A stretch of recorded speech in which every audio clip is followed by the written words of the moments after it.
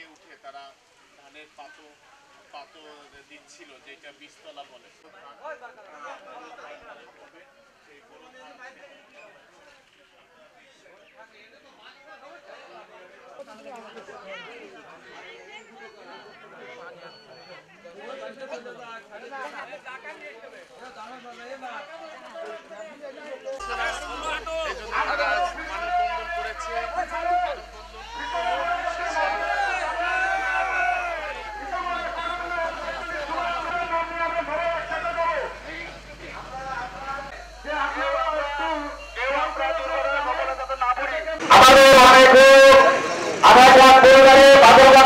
বিলের পানি আমরা এখনো ধান লাগাতে পারছি না, আমাদের বিলে এখনো উরত পানি। এই পানি সেচে কোনো কায়দায় বই করা সম্ভব না। আর 1 লিটার তেলের দাম হচ্ছে 110 টাকা, 1000 তেল লিটার দিলেও সে বিল শুকোবে না।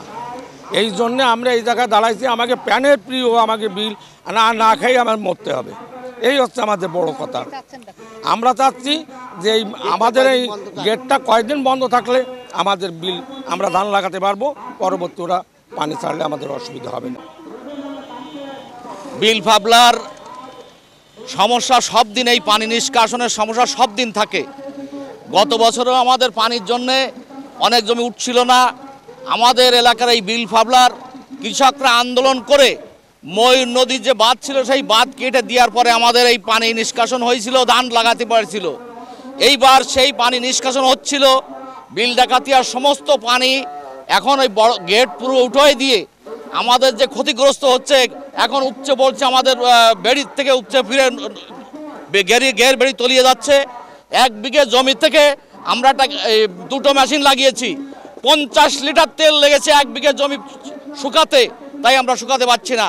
আর যদি এইভাবে বিল ডাকাতিয়ার পানি আমাদের এই বিল পাবলায় আসতে থাকে তাহলে এবছর আমাদের ধান হবে না, ফসল হবে না। এমনিতেই তলিয়ে যে মাছ চাষ বন্ধ হয়ে গেছে। আমাদের ভরসা এখন ধানের পরে। আমরা সবার কাছে আবেদন জানাবো, সরকারের কাছে আবেদন জানাবো, আমাদের যেন এই বিল ডাকাতিয়ার পানি সর্বোচ্চ 1.5 মাস বন্ধ রাখলে আমাদের এই বিল পাবলা ধান চাষের উপযোগী হবে। তারপরে তাদের পানি ছেড়ে দিলে তাদেরও সুবিধা হবে। আমরা আসছি, এতদিন আমাদের ঘর বাড়ি তলানো ছিল, তারপরে এই যে বিল ডাকাতের ওনাদেরও ঘর বাড়ি তলানো ছিল। আমরা তাদের কিছু সুযোগ দিছি যে অন্তত তাদের বাড়ির জলটা নেমে যাক, তার জন্য আমরা তাদের সুযোগ দিছি। কিন্তু দেখলাম কি তাদের সুযোগ দিয়ে আমরা আরও ভুল করছি। মানে আমরা এখন আমাদের ছেলে মেয়ে পারিপার্শ্বিকে যে ধান রোপণ করে তাদের জীবিকা নির্বাহ করব, সেরকম কোনো পরিস্থিতি আমাদের এখন নাই।